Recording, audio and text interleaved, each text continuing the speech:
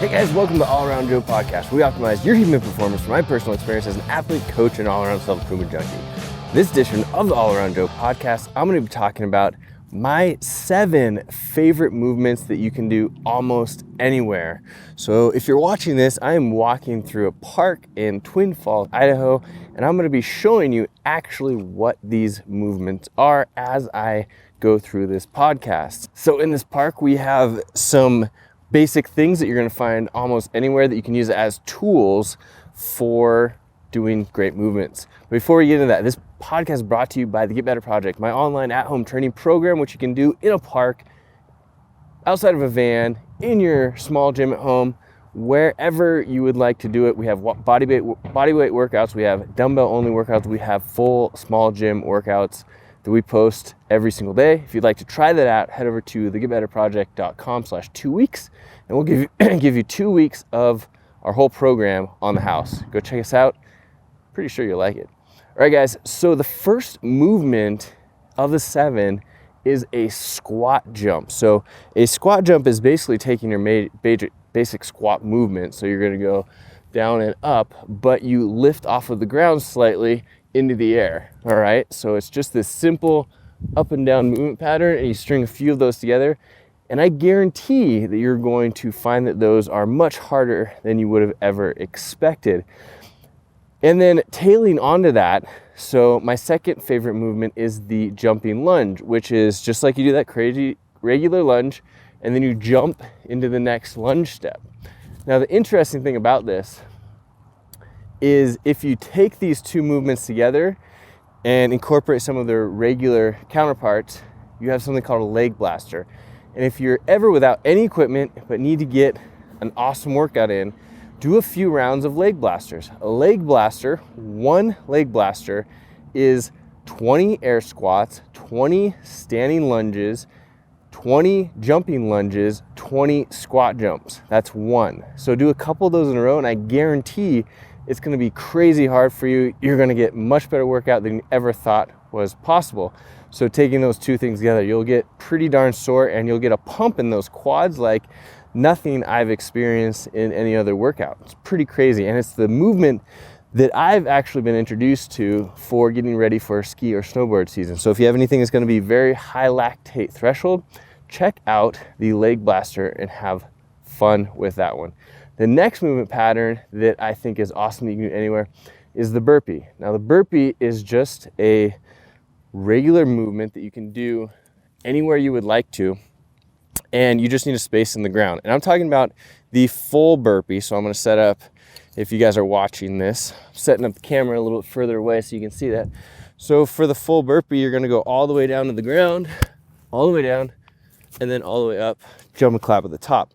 But you can do these things if you need to make them harder as strict. So maybe you do a strict push-up, you hop into the squat, and then you do a jump and clap at the top. So you're putting all of these different things into this particular movement, which we call the burpee. After the burpee is the pike handstand push-up, which you've probably heard of a handstand push-up. You basically invert yourself and you do a push-up. But for the pike handstand push-up, I love these because you can change the angle of your feet and make them basically as hard or easy as you would like to. So regular pike handstand push-up, which almost anybody can do, is you just pike yourself into the air, or with your butt high in the air, and then you lower your head down to the ground, and then you extend up to the top, which is great. Now, if you want to make those harder, though, you put your feet up onto an object like a picnic table, which we're going to walk over here in a second, and we're going to go ahead and see that our upper back is going to become more perpendicular to the ground, and it's going to make that harder because our feet are going to be higher off of the ground. So for the handstand or pike handstand push-up, it's not only going to make you better at handstand push-ups in general, but it's going to make you better at other pressing things and controlling your body in a gymnastics way that you probably would not have expected if you haven't done these before. I remember the first time that I did the pike handstand push-up in a gym setting as a warm-up, I couldn't believe how hard it was to actually do that pike handstand push-up. So let's go ahead and demo one of these for you with this picnic table. So you're just going to put your hands up, or hands down on the ground. You're going to put your feet up onto the bench here, and then you're going to lower yourself down on the ground and then extend just like that. So if you're watching this, you're going to get a little bit more information than if you are listening. But if you'd like to watch, go check out the YouTube channel at allaroundjoe.com/YouTube, and that will get you right to our full YouTube channel. So the pike handstand push-up is just a great way of creating variation, doing different things for your body that are going to make it easier to control in space, and will lead into the regular handstand push-up, lead into handstand walking, make you better at pressing. It's just a phenomenal movement that you can do pretty much anywhere, and you just need a ledge or a bench or something to make it a little bit harder. So we've got the squats, we've got the lunges, we have the burpees, we have the pike handstand push-ups, and next up is actually the regular push-up. So the regular push-up is great in all other aspects of it. So let's say you start out on your knees, then you move into push-up on your toes, then you move into different variations of where you put your hands. You go narrow, you go wide. You do clapping push-ups where you actually thrust yourself up into the air, clap, and then go back down. You move your feet up off of the ground, so you change the angle of the actual pushing that you're doing, and then it gets all the way up to the point where you're almost doing the pike handstand push-up, right? And you have these variations. So that's the push-up. And just so that for you guys that are watching, it's just a regular movement all the way up, all the way down, and it's not anything more complicated than what you think. But if you change how you are doing those actual movements, then they are going to create more intensity for you, which is going to create more results. Then one thing that you may not have thought of before is a picnic table GHD sit-up is my next one on the list. So on this picnic table, you simply are going to take yourself, have a seat, wrap your feet around, you're going to lean yourself back, touch the ground, and then throw yourself back up. So you're going to go down and up and down and up. So I highly recommend that you reference this one by going over to allaroundjoe.com/YouTube. If you're listening to this, you're basically strapping your feet around the picnic table so that they're hooked in, so you're not going to fall off the back. You're inching yourself so your butt is hanging off the end of the picnic table seat, and then you're going down or lowering yourself until your hands and or head touches the ground. Make sure that you're not going to bonk your head hard on anything that's like cement there, which I've done. It's not the most fun thing to do, but then you use all of your momentum, your hands, you kick your legs to use your quads, and then you obviously use your abs in order to come up. Now, if you do this a few times a week, I guarantee that your abs are going to develop pretty close to as well as doing a GHD sit-up, and much better than doing any kind of crunches or V-ups or anything like that. It is hard though on your lower back if your abs are not strong enough, so make sure that you are doing only a couple of these at a time. You're lowering yourself down slowly. You're maybe not even doing the full range of motion if you want to get into doing these particular picnic table GHD sit-ups. All right, so we had the squats, the lunges, we've had the push-ups, we had the pike handstand push-ups, we had the burpees, we had the GHD sit-ups, and the last but not least is the actual handstand push-up. So the cool thing about handstand push-up is you really just need a wall or a tree or a post or a playground or something like that in order to do them. So for today, we're going to look around and see what we have available. That nice big tree over there looks nice. So as we walk over there, you just want to make sure that you are fully able and feeling good about getting yourself into a position against the object that you're going to be utilizing.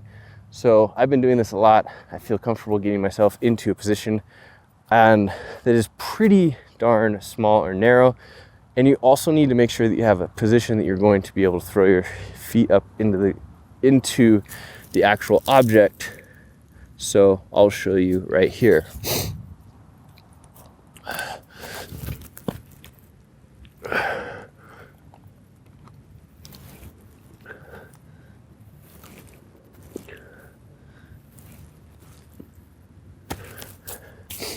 So there you have it, the handstand push-up against a tree, which can be done with very, very minimal equipment, make sure the tree is not going to fall over.